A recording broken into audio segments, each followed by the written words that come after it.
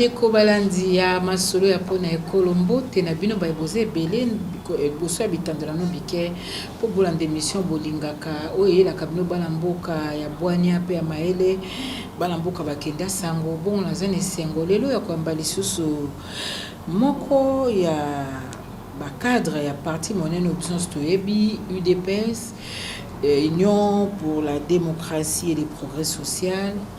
Il y a Nkondo Etienne Tshisekedi wa Mulumba lelo moto akokamba lelo moto ya parti ezali bongo Félix Tshilombo Tshisekedi kasi mobenga mina biso ya lelo azali bongo ancien conseiller juridique ya Nkondo Etienne Tshisekedi cadre monene ya UDPS ezali bongo maître Peter Kazadi Kankonde maître na pesio mbote maman Sylvie. Maître Peter Kazadi kozala conseiller juridique ya moto ayebaki droit pe makasi docteur en droit Etienne Tshisekedi wa Mulumba est-ce que c'est là qui donne au poto to ba tâche moko facile? Bon, généralement kozala conseiller à Mokonzi ezalaka toujours pas facile ezalaka na moi mikakatano ibele à plus forte raison ceux qui osent conseiller mutu na discipline oyo ye moko ayekola na classe eza peut-être puisque ye moko aza na ba connaissance oyo yaye azali na ba penchant oyo yaye parfois okomemela ye conseil juridique oyo ye ayebela on ndenge mususu eza peut-être mais tout de même président Tshisekedi azalaki un grand démocrate qui écoutait beaucoup qui koya ko ibisa likambo na ya mabena ya malamu akoyoka yo na bosembo nyonso akoyoka yo et puis il se fait une opinion si c'est d'accord il accepte si ce n'est pas d'accord il vous demande de rechercher encore ti natango ya ozala satisfait bido onya moto ya ozopa Etienne Tshisekedi. Etienne Tshisekedi, c'est un modèle pour moi. Azali modèle, Aza exemple. Etienne Tshisekedi a influencé ma vie. Oui, j'avoue ici que Ngai na kukola na Ngai, maman nanga bana benganga ingénieur. Nazalaki na vocation na bana ulinga ko toucher ba moi radio anda kusoki baby, makambo courant. Donc maman abana koloba kobenganga ingénieur utabu mwana nanga pe tangu na silisi ba études primaires na bandi secondaire na optaki d'abord na banaki na mécanique auto mais je voulais faire mécanique générale puisque je me voyais un ingénieur jusqu'à niveau 5e nde na ekotika option mécanique na koti na maths physique toujours na objectif que na université na que ça la Polytech. Alors ça coïncidait na période de la conférence nationale souveraine des interventions ya ba juriste notamment Baliaou même Etienne Tshisekedi les gens comme Lutundula les brillants juristes qui intervenaient des estimila kingai na comme juriste avec comme modèle, entre autres, Etienne Tshisekedi, à cause de ses analyses pertinentes, puisque oui, Etienne Tshisekedi, il voyait loin. Il a émettre une opinion des droits, autrement, ça la débat à l'université. Après de longues discussions, on finissait toujours par lui donner raison. Alors, Yangwana, ils ont parmi bateau va influencer dans la vie nanga, na sala d'abord droit sur le plan politique. J'ai appris les combats de Tshisekedi encore trop jeune. Babengana na école primaire pour la Makambaï de Pes. J'étais encore en deuxième des humanités à l'époque. Sous Mobutu, tant que Batouazolo ba vive l'impère, moi j'ai dit vive l'IDPS parce que je vivais à côté de l'un des fondateurs Kanana. Alors on voyait puisque j'étudiais avec ses enfants. Nazaï comme on a besoin pas na bango bazo cassé. Je m'intéressais pour na autour na parents mais c'est pourquoi Bazou Salavon. J'ai retenu les noms de l'IDPS et je l'ai fait comme défi à l'époque. J'étais encore mineur et ça a valu des problèmes aux parents. J'ai été renvoyé de l'école pour ça. Et cela m'a marqué les combats de Tshisekedi lorsqu'en 87, il est arrêté, maltraité, relégué, tout ça. Ça m'a beaucoup influencé et surtout aussi la justesse de son combat. Etienne Tshisekedi, Aza Mutumoko, il s'est abandonné à Mitiki, à Tiki famille nae, à Tiki Libota nae, pour se mettre au service de la nation tout entière. Alors tout ça, ça m'a marqué. Je me suis dit, pourquoi pas, je peux les suivre et peut-être aussi devenir comme lui, mener les mêmes combats comme lui. Okufa kufa boy, est-ce que mon akaza rêve moko brisé? Nandenge souci nezaki un jour à Kambamboka comme président de la République, mais et puis ça là qui était.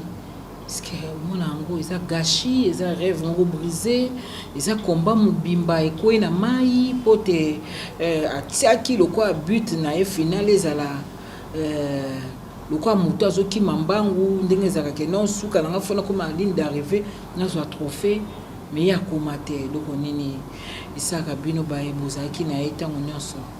D'abord na ko lo baté que ça combat mobimba ko na mai. Eza combat mobimba ko na mai te. Et pour biso tozali na bo moi tozo continuer combat yango.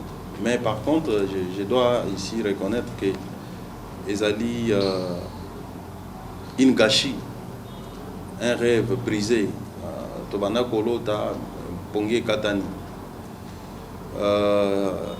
Parce que soué na biso ezali komona muto visionnaire ya combattre ça comme mené a même biso na pouvoir à traduire vision naie en actes à travers des actes concrets. Mais malheureusement à quelques pas de ces pouvoirs pour lesquels il s'était battu, à quelques minutes du pouvoir oyo abandonnaki ba soins médicaux naie pour se consacrer, c'était un combat ultime. Et tonaki biso nyonso mutu moko te azali ko s'entendre que président akokai kokufa na moment na et tikana biso ke salanga ipasi mingi salanga pasi mingi nana tikala ko ressentir douleur en dengana te et jusqu'au jour d'aujourd'hui pas sur les autres continuer surtout lorsque ti les lonzo tonaina no kundamité malgré combat oyo Etienne Tshisekedi amana mboko les lomboka corps naie ils allaient contraints à l'exil et nous vivons avec ces deuils. Tous à vivre dans la douleur, chaque jour que nous nous réveillons, tous se réveiller dans les autres à la base. Le bin zotone kundamate to bombate ba réseaux sociaux ba bazoloba ba journaux notamment et de connaissance chika di makuna na Africa News ba comique masolo et c'est bandi commission moko na niveau ministère de l'intérieur et pas vice-premier ministre mova masolo ici efungwami pona ba modalité oyo yekusala kinzoto ya Kondo Etienne Tshisekedi ezonga wana mwango ngamuke. Est-ce que c'est solo et c'est lokuta? Bon, tikana na ibiso ke masolo e banda nango kala utaka ka Etienne Tshisekedi akufaka tobetaki masolo na bande ko pouvoir. Masolana et se concrétisa qui na signature et a communiqué conjoint dans mois de mai 2017.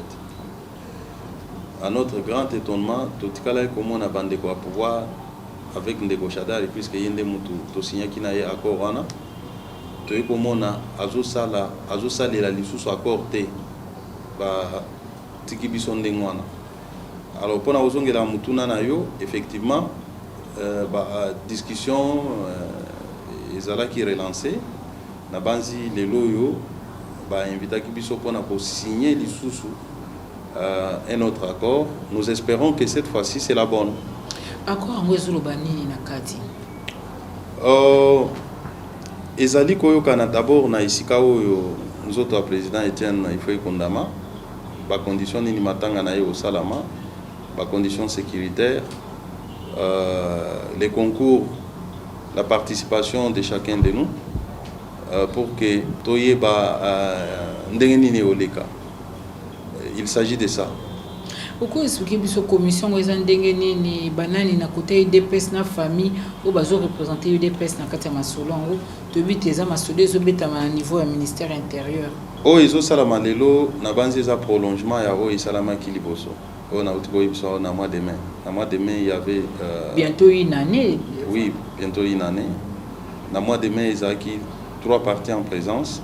Il y avait les pouvoirs, il y avait l'IDPS comme famille politique de Etienne Tshisekedi, et puis il y avait la famille biologique dirigée par Monseigneur Gérard Moulumba. Et aujourd'hui, Monseigneur Gérard Moulumba a pris la relève. C'est lui qui a discuté l'accord qui va être signé, qui doit être signé aujourd'hui. C'était prévu, et les Cana, et ça à 13h. Bon, à un plateau, je suis sûr que, sauf changement de dernière minute. Parce qu'on a côté DPS, nani a représenté pour te dire qu'il y a qui le CG Kabound d'Azaki. Oui, mais le CG Kabound, il est là, il expédie les affaires courantes à la minute où nous parlons. C'est bien lui qui va signer à la place du parti. Pour te dire, il y a Félix Bazana, moi, un discours na bango. Il y a moi makasi. Discours à makasi. Nayamba lokola président IDPS actuel Félix Tshisekedi abaki tout ça sur le mamboso na pouvoir te yepé to yebi a lobaki ya kotika politique ce qui président Kabila a déquissé étape à décembre. Est-ce que finalement IDPS bolongo ni lo lendo bozaka nango matato bozaka nango po bopé sa chance te matanga ya papa ekunda parce que ezaki moko ba préalable bopesaki po abovanda na pouvoir pour bokorso to kolobaki tozala matata. Oui, tozala matata quand il s'agit des intérêts vitaux ya mboka. Ce qui va intérêt ya mboka ils ont mis en jeu. Nous sommes intransigeants et nous sommes intraitables.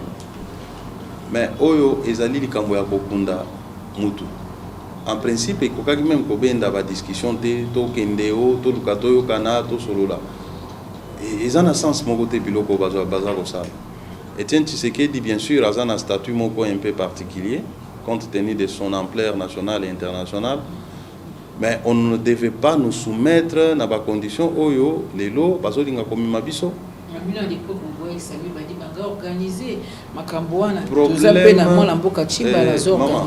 Et il y a ceci. Il ne faut pas confondre l'État et les individus. L'État est aussi survivre dans le bateau. À cause il y a un individu moko, l'État est koki kokufate, to bato bako kufate. To boya ki effectivement ça mi badi banga pour na ba raison, o isa évidente. To koka ki kondimate, mutu oyo a trahir Etienne Tshisekedi de son vivant, oyo même ba soupçon ezala qui ko peser sur certains ya ba ministre na ye o ba prédisa ki liwa ya Etienne Tshisekedi bisoto zonzoto a Etienne to pesa bango ba ke no kundaye e ko sale matin ya wana to boyaki présence ya individu Sami Badibanga to lobaki yango pe epekisa kite l'état congolais a s'impliquer et madame Oebina Ibisayo. C'est vrai, comme je venais de le dire, Etienne Tshisekedi a un ampleur Moussoussou, il a servi beaucoup le pays, c'est vrai. Mais on pouvait ne fût-ce que si c'était que Bisonde Toboyi Samba Dibanga, le Gola Toboyi, Batika Bisoto Kunda Bisomoko. Tolinga Kunda Bisomoko. Oibi na même mois de mai wana. Tosi to loi qui avion pour que mes manzoto ya Etienne de 14 mai nous autres nous allons à Kinshasa tout monde ba empêcher Korea alors et comme il comme mususu pour bato ebele bazo kufana mboko bazo kunda bango ya Etienne comme ya tokende ayo moko lobi faut que tala monena mutu tala ce qui représente l'histoire en mboka monene ya Etienne ezali par rapport à l'état congolais. L'état congolais n'est pas un individu ozomona mais ce qui mutu moko boy pona ego na personnel pour n'a pas besoin d'aller ya récupération politique à lingi à marchander d'accord il y a le chef Nabiso il y a président Nabiso to kondi mangote donc ba okunde wapi d'après ba accord en monde besoin en tout cas un terrain a été trouvé côté Anselé pour na to kunda ikuna mausolée akula nde sala oui ba kotonga mausolée tozana ba projet vous allez ici comme vraiment il y a recueillement il y a repos ya makanisi kokanisa bitumba ya Etienne Tshisekedi. Bongo place à kodelela ici ezwami. Tokanaki parler du peuple. Tokana parler du peuple na kanisa 3 jours hein ndenge esa makaso ki moto amene na kufi hein. Bongo siko na cadre ya pona monu ndenge mo révolution pardon mo réseau salema bosi boyambi bozongisi bana kati ya motema à peu près 35 députés nationaux bakendaka aussi boyambi bon bofongoli maboko est-ce que boza lelo disposé na siko bakolela kondo Etienne Tshisekedi bomona pe basami badibanga bomona pe bachibala Bruno bomona pe ba loseke ba oli lunga bomona pe moi bateau yo balaki ba collaborateur na ye pona koya kokabwana bino ma parce que na kati ya moko la moko mo Etienne Tshisekedi za kati na ba oyebi problème ya présence ya bato tokoki kopekisa bato baya te mais eza un problème ya sécurité ya bato wana par rapport ya bacombattant oyo bakozala wana soki boyoki tozobaki mutu songolo pakala azala te ezali pour besoin de sécurité mpona bolamu na bango moko on ne sait pas contrôler tous les combattants qui sont là mutuna azana interprétation na ye ya acte ya moko na biso apposa du vivant ya Etienne Tshisekedi même après sa mort. Alors il y a risque que bato mususu baya ko créer moi débordement moi trouble ça la mandikolo na bango. C'est pourquoi tozo souhaiter que bato mususu baya te notamment bato tangi pour la sécurité na bango moko. Bon mboka mubaki na yepe lokola. Mais oyebi omoni pour prouver que bato na bazana problème na population bakokaka koya na permanence à parti te et pour bobengana bango bokata bango makolo mais soki bazo reconnaître to bengana bango na parti bazo ya te tango bakoya na isika matango bakuta na ka na bato bakima na permanence wana bazala na matanga eza matanga te so mona ta voisin no bosola kate soka kufi o sala pe fetité yango na zoloba ke ezali pona bolamu na bango de bavana na bango bon ceux qui va moniki bakoki koya bazala bien reçu par les combattants. Nous les cadres on a pas de problème. Bato peut perdre bakoya, n'est-ce pas? Bato va partir mususu pe bakoya. Chef de l'État pas koya. Akoki koya. C'est un citoyen congolais, n'est-ce pas? Mais ceux qui présence à bato mususu ezali de nature à créer les troubles, il est normal. Toi ibisa bango ke bandeko bino boyate. Sans méchanceté. Mieux faut pas yamba voisin qui ba yamba bano bakima ndako. Oyebi maman. Je parle maintenant sentiment on a na famille nanga na botama. Eza facile na supporter trahison à moninga nanga on tambola na ye que trahison ya ndeko on na botama na ye. Message passé. Nazo kanisa soki na fanda kanisa o aza makila nanga asalinga mabibo kwana. Bon, o aza moninga nangai peut-être hein beaucoup de makili na c'est à moi. Voilà. Donc c'est comme ça qu'il faut comprendre les choses. OK. Ndeko Peter Kazadi batubeli na ebete bakolanda émission na bokebi nyonso. Mais bo annoncer meeting le 24 avril tokoko yeba sans ni na monaka presque chaque le 24 avril to bien été un condo maréchal alela ka mukolango tonga fongola ka makambo ya multipartisme d'abord à 3 et puis comme intégral. Pourquoi absolument vous tenir pour ça la meeting quoi le 24 avril?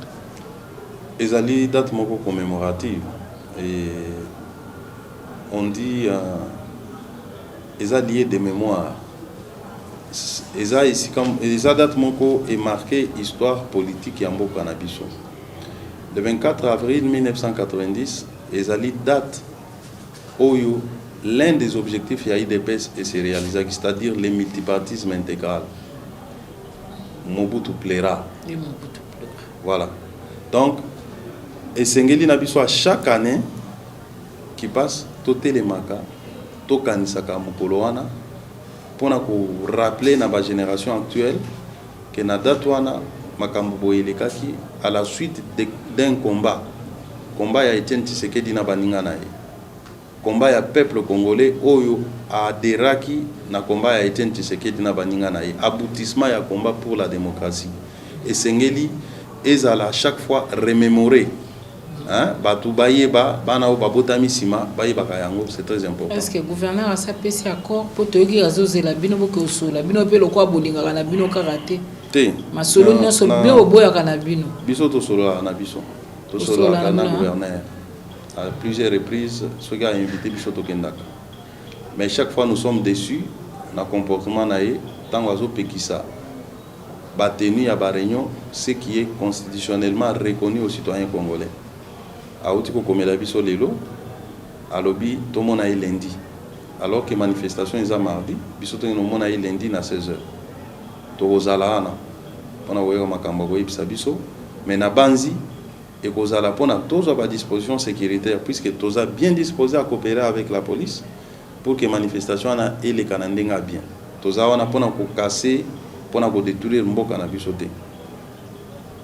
Touti ko soit président Sika, c'est une occasion à communier avec la population, à payer sa bango vision naïe, à rappeler ces grands faits historiques, ces grands événements historiques au peuple congolais, une victoire du peuple congolais sur la dictature de Mobutu.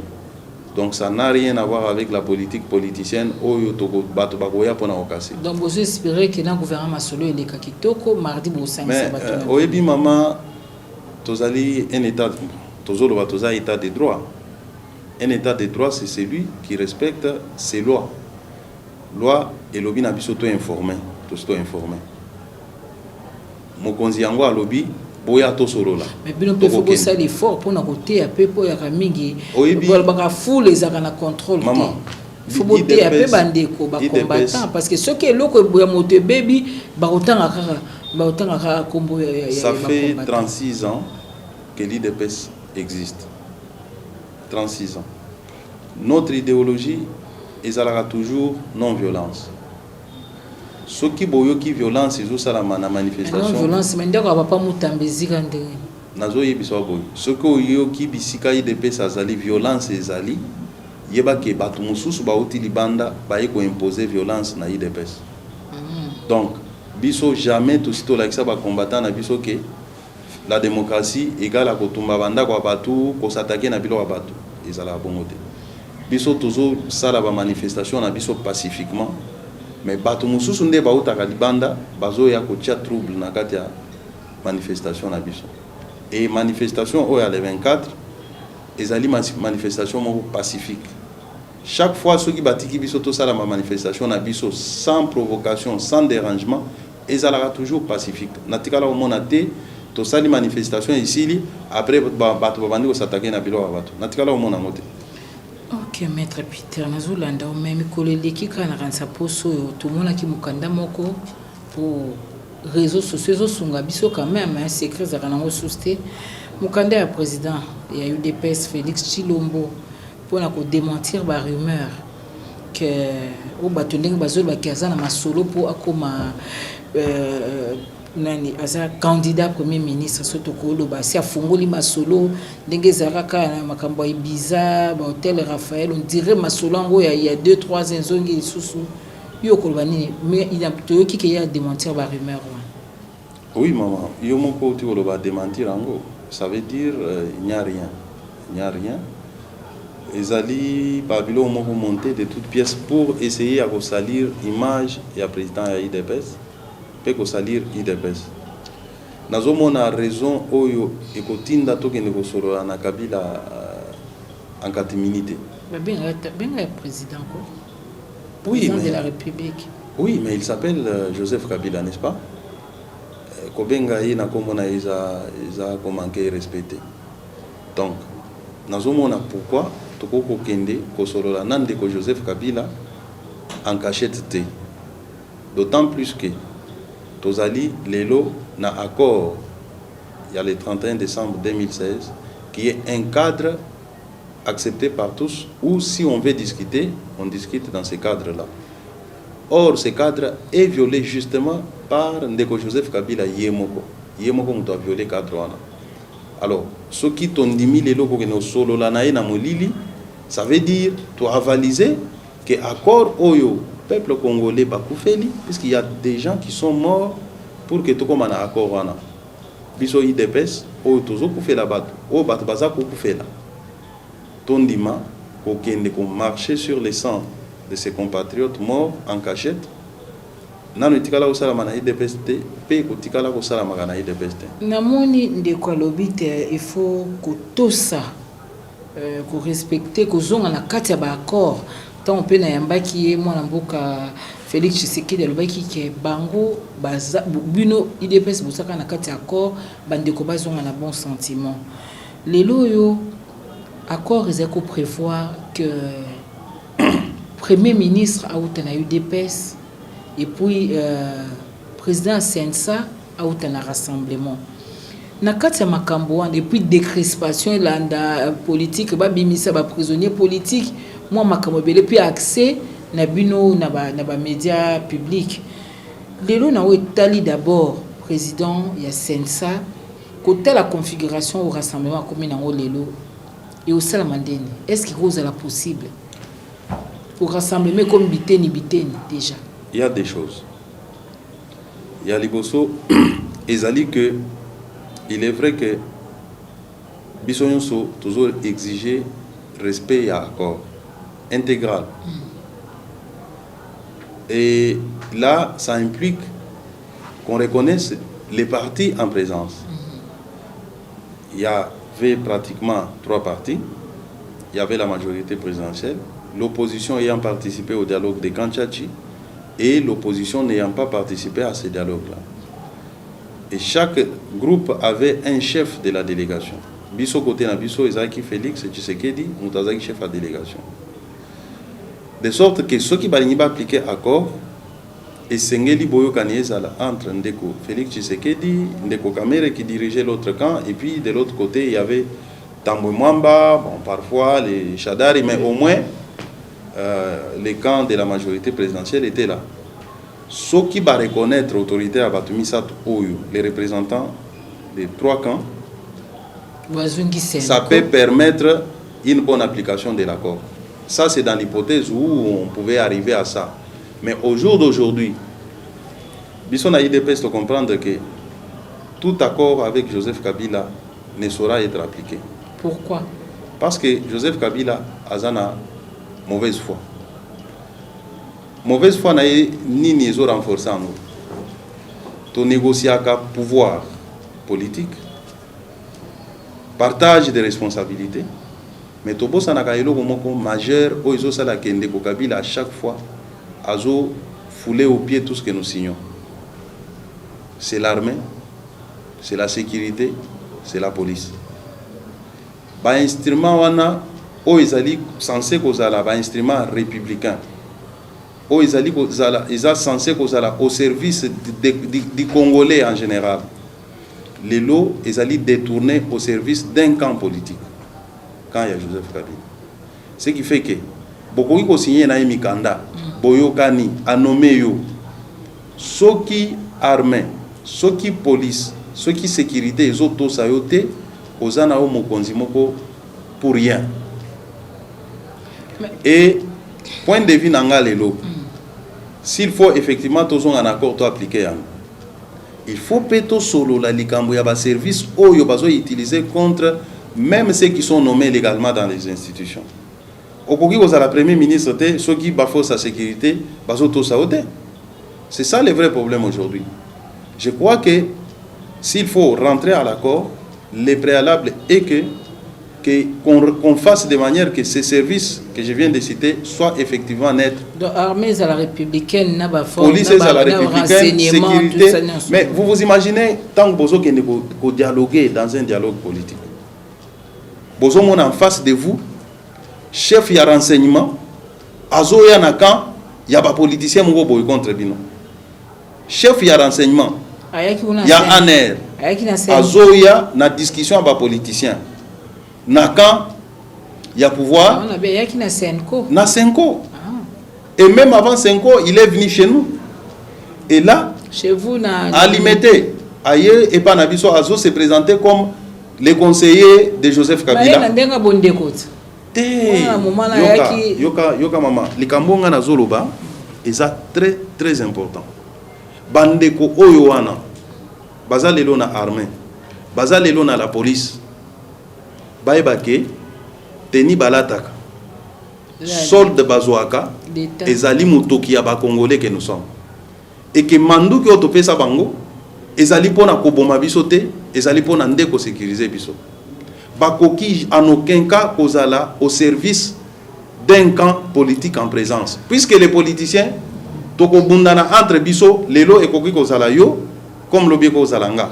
Mais tant qu'on a nakoya, tant qu'on a nakoya, nako travailler kaka na même service wana, na même armée wana, na même police wana. Siko na landek na yambaki CG Kabundi ya UDPS, ya lobaki dangai que na mukanda wana au kondo etiena tikaki kombo ya proposa quand zalaki Félix Tshisekedi comme nani azala kwa premier ministre.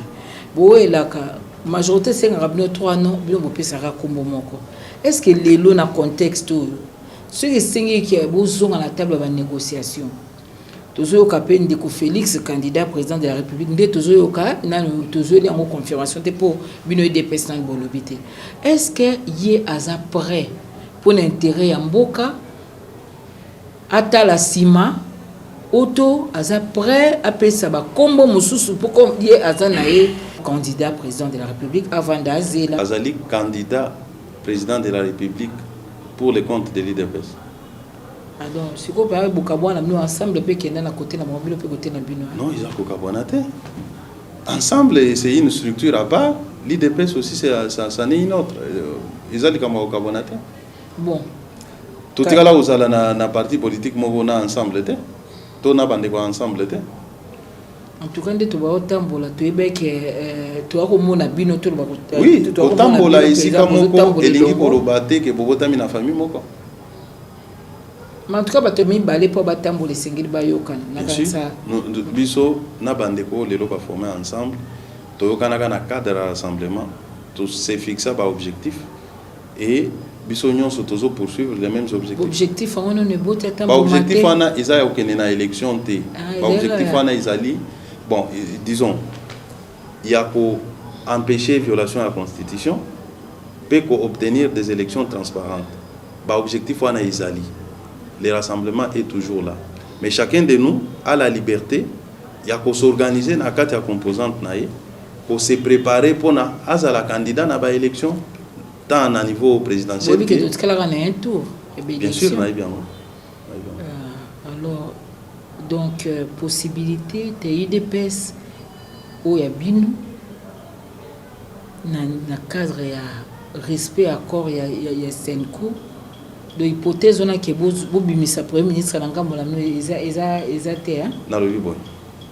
Ce qui est là, tu as appliqué accord pour la Mboka.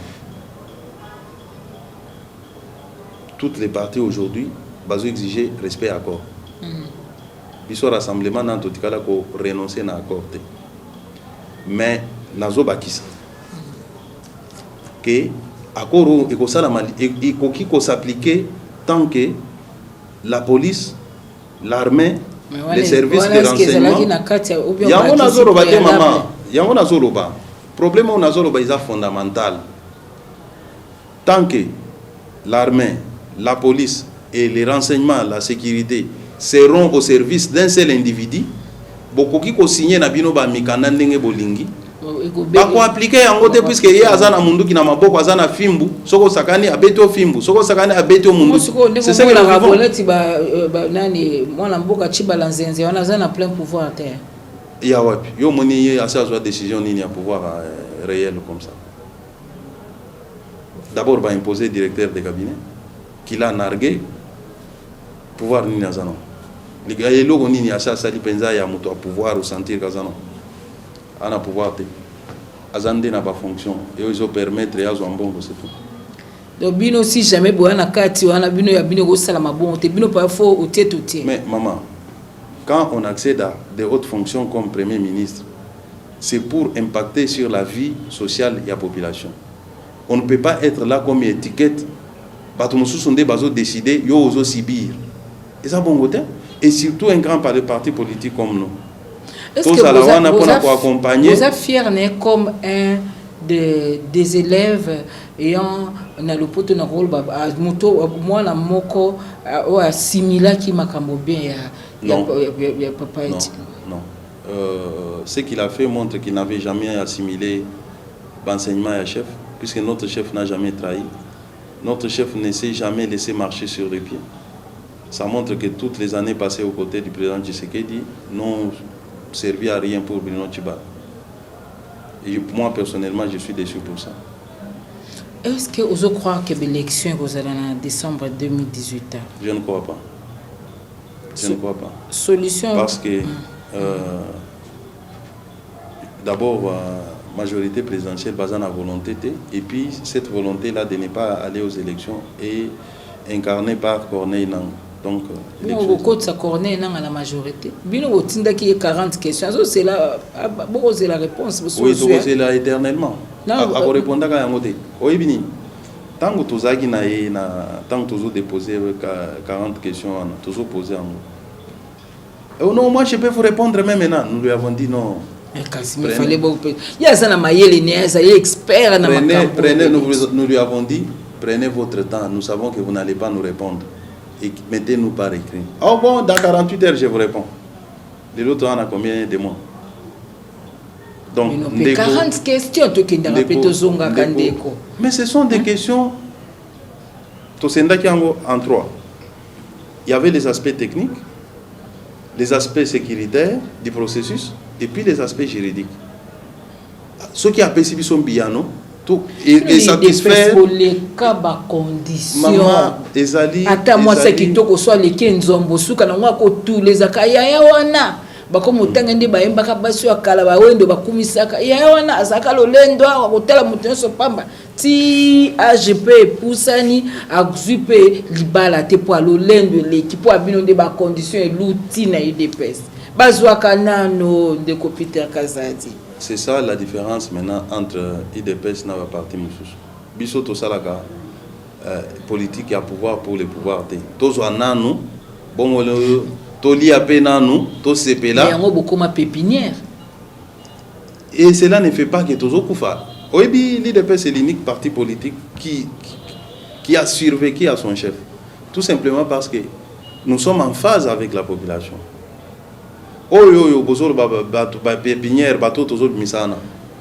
Immédiatement après le pouvoir, soit il meurt physiquement ou alors il est mort politiquement. Même Mbongo bazwa na pouvoir et que na musikate, ça ne sert à rien. Puisque ezali Mbongo sur le sang des Congolais et pour servir na elo moti. Alors, nous sommes restés fidèles au combat de notre chef. Toko sala compromission à tam kolomogote. Nous n'exercerons les pouvoirs que celui qui bénéficiera à notre peuple. Ce qui pouvoir pour nanga nazo mbongo yangai nale samwasi nanga na bana. Wana isa pouvoir à IDPS. Siko à part nanga, ba signoni bozomo na sous kezo la kisake élection vous a été le 23 décembre. Mais oyebi secrétaire permanent ya PPRD. Manuel Chader. Mukolo akena otala nanga. Abimi a l'obaki clairement qu'il va reporter l'élection de quelques 3 mois. C'est ma lobby a monté des parole. Mais ce sont des signaux. Yo lobby est des signaux. Bangonde bazo diriger Seni. Ah bon? Oui. Seni boa na représentant kuna Kalamba. Toza na représentante Kalamba. Nous les disons, maman, omoni makambango, o isala biso motema passe. Biso tozo lobake. Muto bazo attribuer kaza muto na biso aza muto na biso te aza na mandat na biso te. Bino tango bolobi balongola ndeko na loseke a signé mukanda alobi ke bango ba. Mais loseke c'est qui maman encore ozotanga? Loseke c'est qui? Loseke moto a soigné le président Tshisekedi tango baki alobaki Tshisekedi aza liboma ya boyi sous Mobutu. Il a risqué sa vie. Vous a rappelé na moi reconnaissance ndeko Kazadi. D'abord tikana ibisa que loseke atikala ko soigner président Tshisekedi ata mukolo mobote. Le président Tshisekedi n'a jamais connu les problèmes des nerfs. Les services de Mobutu avaient voulu lui coller cette étiquette-là que Balo Bakaza Liboma Makambazo Lobeza Moutoua Liboma, puisqu'il était d'un courage exceptionnel qu'un homme normalement à l'époque ne pouvait pas avoir. Alors pour maintenant tromper la communauté internationale et même nationale, on a monté un dossier pour que Balo Baké, Tshisekedi Daza Liboma, le CK effectivement avait refusé, mais cela ne signifie pas qu'il a soigné Etienne Tshisekedi. Et c'est ce refus-là qui lui a valu la sympathie du président. Le président Tshisekedi, c'est un homme reconnaissant. Il avait de la sympathie pour le CK, pour cet acte. Il sympathie à Pamba. Mais oui, puisque le CK... Le sympathie ne peut se courage. Maman, tika Nathalie Sayo, tika na ezana magamobele batwazo ebate. Le CK, malgré cette sympathie, c'est à cause de cette sympathie que dans son gouvernement de l'époque, issu de la transition, Etienne va nommer le CK son ministre. Le CK n'a jamais été membre de l'IDPS à l'époque. Il est devenu membre de l'IDI. Il y a président Kengo. Le CK a évolué tant que la démocratie en 2006. Le CK a adhéré, je crois, au parti à Yandeko Olengankoy, sans jamais être membre de l'IDPS. En 2011, le CK s'est présenté comme candidat dans le parti Yandeko Fayoul, sans jamais adhérer à l'IDPS. Le parti Kakaye. Oyebi Mkolonini, le CK Zokoma, membre de l'IDPS. En 2016. Oh. En 2016. 2016, avant qu'on ait Natikabiso. Oui. Et quand le CK vient à Kinshasa, Ezangai, na Bruno Tshibala, Ndeto Kutanaki Naye, a Memeli Bisso, en 2015, fin 2015, ce que nous avons appelé feuille de route. Il y a été un Tshisekedi pour exiger dialogue conformément à l'accord de Lusaka. C'est là que nous avons vu le CK, moi, je parle de moi, je l'ai vu pour la première fois en 2015, vers décembre. Ngaïna Bruno Tshibala. Oui, bon, c'est quelqu'un, malgré son parcours politique dont je viens de vous citer. Alors, c'est comme ça que, je crois, au courant de 2016, le président Tshisekedi va le nommer pour la première fois dans une structure du parti. Hein, c'était une commission d'appui, quelque chose comme ça. Donc, a raison de se faire prévaloir comme... Non, le CK n'est pas tshisekédiste.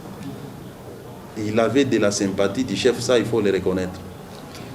Et il est entré officiellement au parti en 2016. 2016, oui. Et puis il a été nommé dans l'équipe, il y a Jean-Marc Kabound, vers août 2016. C'est quoi Makambulelo, ils ont tapé, ils ont salapé Makele, des membres double nationalité. Tout le monde en Afrique connaît bien si nationalité italienne de Moïse Katumbi. Tu es sur les solo tous à l'Okuta. Bon, moi l'amboka Félix pas vendre mingi na poto, tu éviter ce qu'on peut ayepe logo moi ko bimana ki aza belge toni ni po et comme un pas la motine bozo tambola na bozo tuna kaye ki azali congolais 100%. Poto boy comme oh non ba binisi mo kanana ya ba belge to ba France. Maman Sylvie. Oyebi uta bomo ya Etienne Tshisekedi sous Mobutu. On disait toujours, Tshisekedi a un carton bon et pas Mobutu. Il y a même quelqu'un qui a promis à la conférence nationale à déballer à Misaba Preuve. Tshisekedi a confié particulièrement pour Bimisa Preuve à mon côté, attaqué à Bomamboa et à voisin méchamment. De même aussi, les gens entretiendront toujours ah Félix et ceci, Félix et cela. Bissot toujours c'est là-bas Misa Preuve. Pour les autres, il y a des preuves. Il faut parler des gens ici, donc nous détenons des preuves. Au Parlement comme au Sénat, il y a des étrangers qui sont là. Avec des preuves à l'appui, avec des moniteurs. Est-ce qu'il n'y a pas moyen de réviser la Constitution pour couper sa chance pour la binationalité, c'est le quoi richesse. Mais en attendant, nous avons une Constitution qu'il faut respecter. Tout ça, la Constitution, il faut qu'on respecte. Il faut respecter en puisque le pays ici que congolais mon côté cause à la nationalité mususu. Ce que lingo za congolais, ce que lingimbo kana yo. Tout ça me peut comboka. Est-ce qu'ils ont barré route carrément pour la course la présidentielle? Nani. Ce qu'on va trouver la deuxième nationalité, la double nationalité. Pour être candidat président de la République, il faut être de nationalité congolaise. Loi Nabiso c'est reconnaître double nationalité. Ou vous êtes congolais ou vous ne l'êtes pas. Le soir il y a un message à retour na routine de bande ensemble. Soit tu vas changer candidat ou bien ya ka soutenir pour la monnaie. Nini ka ya ndeko Katumbi toujours garder son des cloches. Ngai personnellement nazana maîtrise à dossier wana te.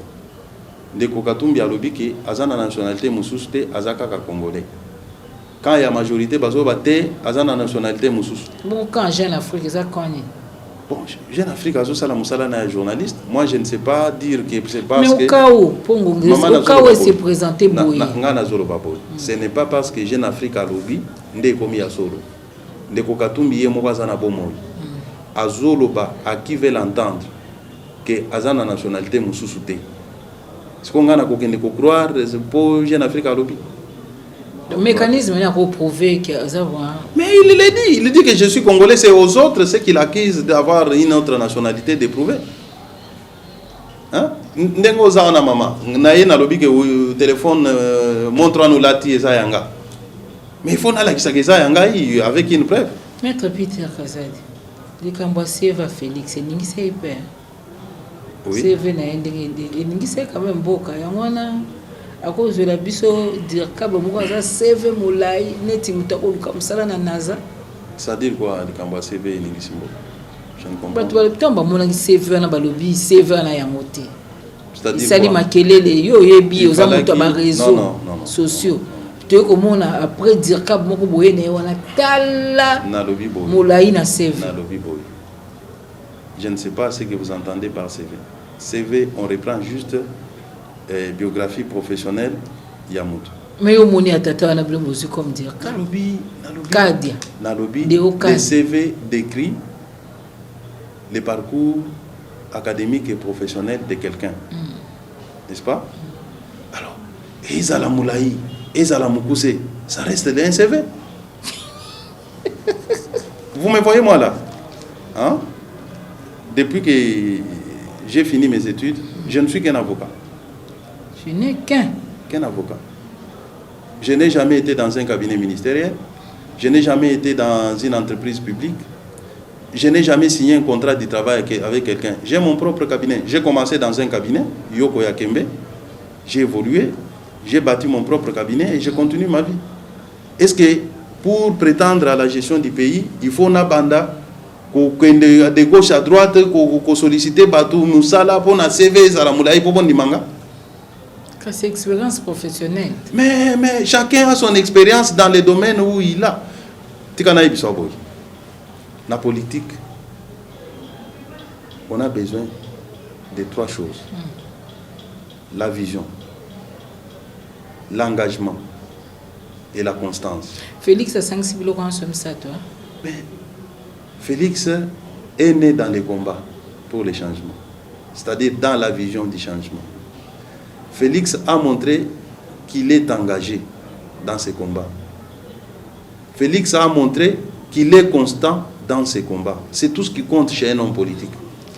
On n'a pas besoin des diplômes de Harvard, d'avoir travaillé à NASA, d'avoir fait ceci, cela. Ça ne vaut pas la peine. Puisque nous avons vu ces docteurs diriger ce pays, ils nous ont amenés où? Mais par contre, quand on a une vision du pays, quand on a l'engagement de poursuivre ces visions, quand on est constant dans la poursuite de cette vision, on vaut mieux que ces multidocteurs qui n'ont aucune vision, qui sont là, qu'on balance à tout vent, sans position. Et on en a plusieurs ici dans ce pays. Machine à voter, ça va, trop c'est long quand même. Ils ont ma bé. Ma bé. Pour PC propositionner. Balongolango, tous ont dans vote manuel. Le système a beaucoup en amilai. Oui.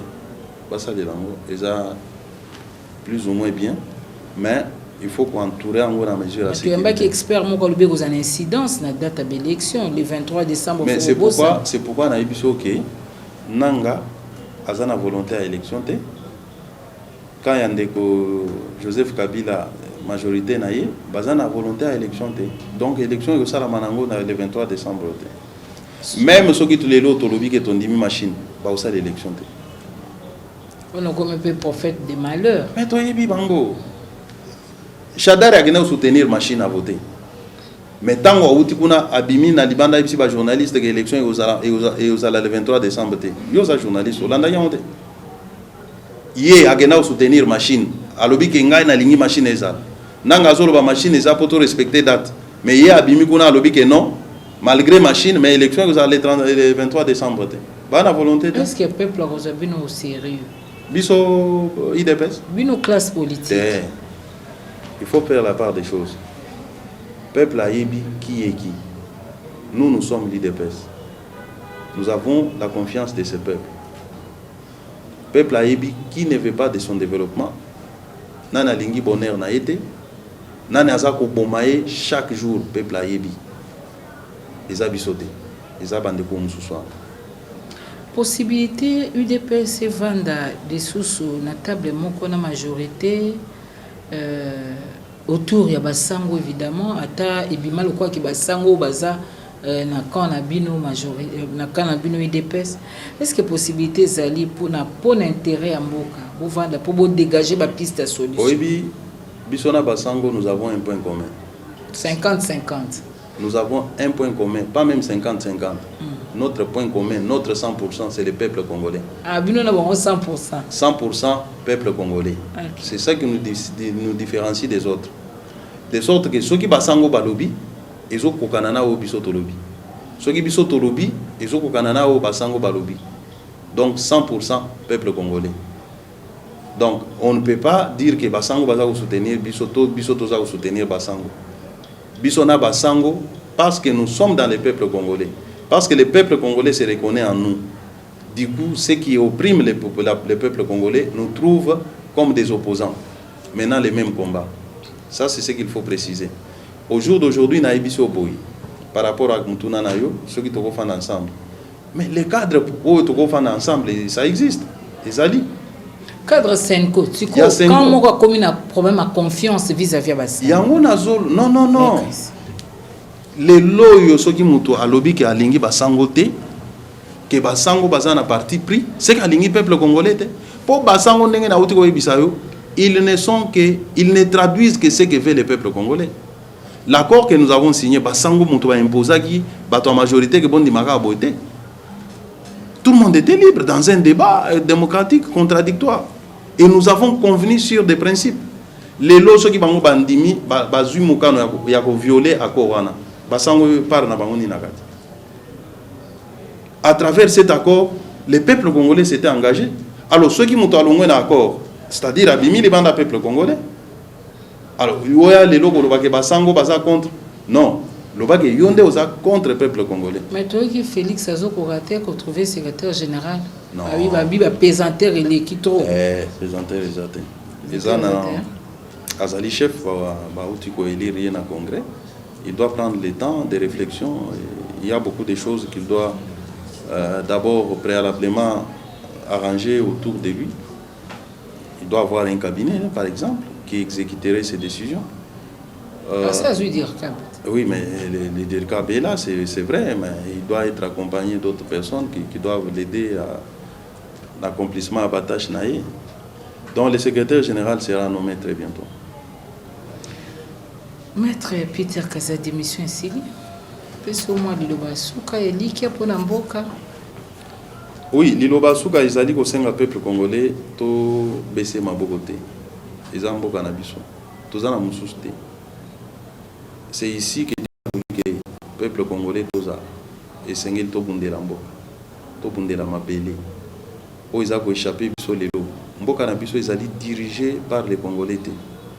Mboka na biso lelo ezali pardon na lobi ke mboka oyo biso ba congolais tozo dirigeant ngote o bana bazo dirigeant bapaya o bazali ko exploiter ba terre na biso bazali kozwa ba minéraux na biso par la force parce qu'ils estiment que nous peuple congolais nous sommes faibles. Bazwa na manduki bazozwa bomengo na biso bazokende nango parce que l'état na biso est faible. Et sengeli na biso to telema to bundela ekolo to renforcer l'état to mettre hors d'état de nuire au nyonso baza koyiba ba minéraux na biso baza kokende na bango sans nous rendre même une seule contrepartie. Eza combat ya biso nyonso ozala ya opposition ozala ya pouvoir et sengeli te comprendre que to lobela ekolo bana tozobota bakoko na biso bako vivre nde awa esengeli bao biso toza lelo awa ndenge na position toza na moboye to conjuguer ba effort pour to éradiquer mabe to kolisa malamu pona bolamu mboka na biso. Matondi Maître Peter Kazadi Kankonde cadre ya UDPS nde ondimaki koya koswana biso mwa masolo mwa ba actualité eza pena na kati ya parti na bino. Matondi pena na disponibilité ezamba liboso kasi asuka te. Matondi na bino babulandaki biso. Matondi na honorable Henriette Ouamu présidente ya APC parti où ezali allié à UDPS membre pe ya plateforme moneno yo UDPS esali na cadre ba regroupement politique. Matondi na équipe technique mobimba oyo kambami na Jimmy Dide, Nathalie Kuna, Jenny Swanga, Nathalie Kuna ndeko nanga Fabrice base belé awa na CMBDJ na makasi ya président Toussaint. Tout ça vous nde bolandi biso lisusu na mikomiza likoya.